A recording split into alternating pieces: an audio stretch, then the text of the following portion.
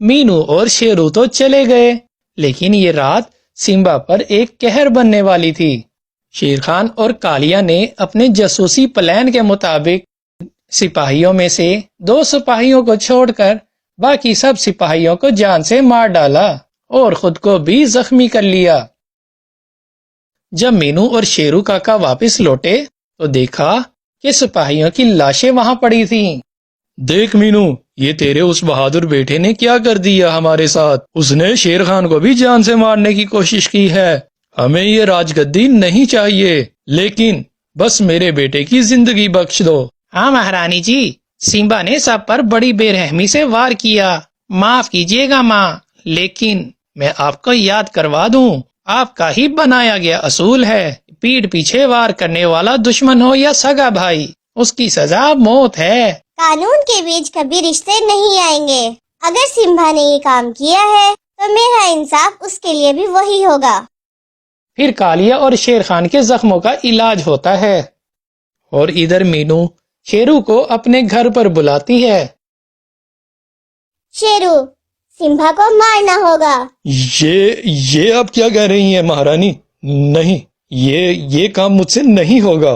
कोई भी सिपाही उसका खात्मा नहीं कर सकता और वो तुम पर सबसे ज्यादा भरोसा करता है शेरू। एक तुम ही हो जो उसे मार सकते हो।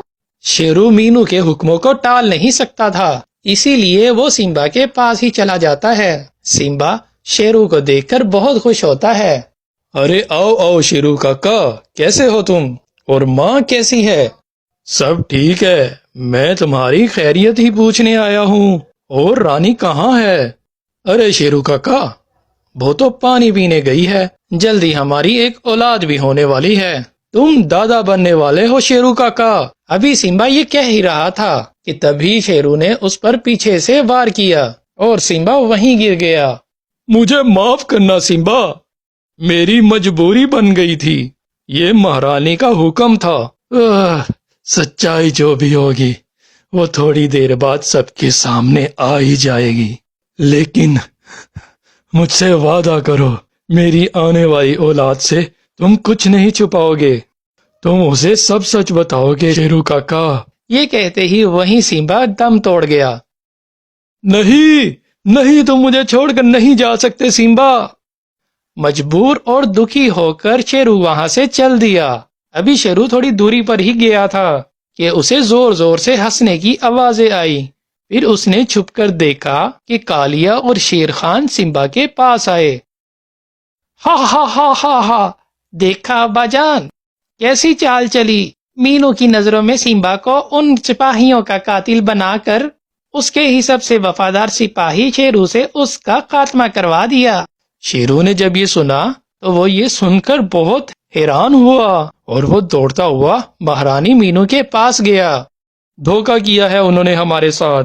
आज वफादार एक बेटा ही नहीं बल्कि एक वफादार जंगजू भी मारा गया।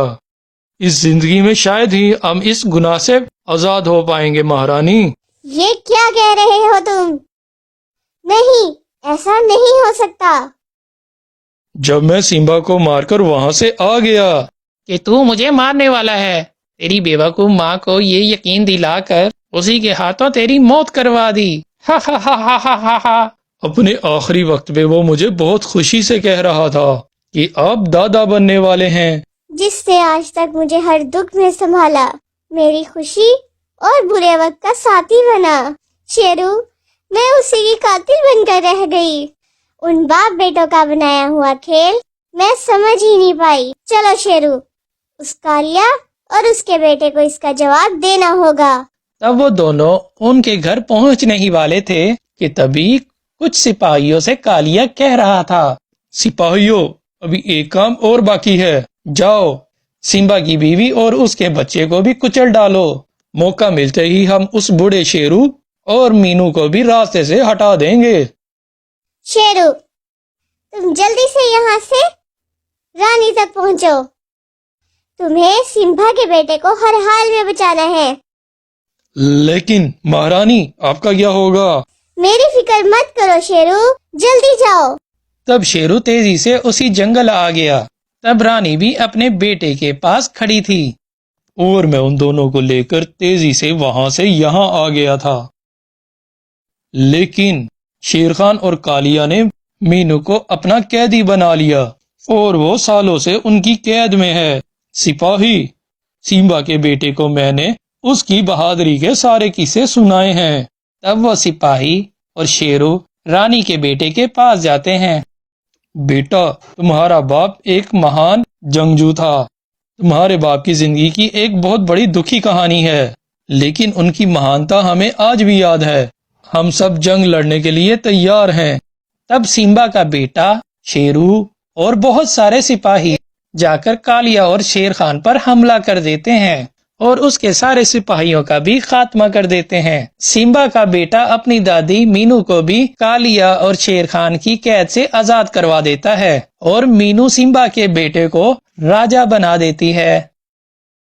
तो आपको ये कहानी कैसी लगी? अगर अच्छी लगे तो वीडियो को लाइक और शेयर कीजिएगा और हमारे चैनल को सब्सक्राइब करना ना भूलिएगा। अगर आपको हमारी कहानियाँ पसंद आ रही हैं तो हमारे YouTube चैनल को सब्सक्राइब कर लें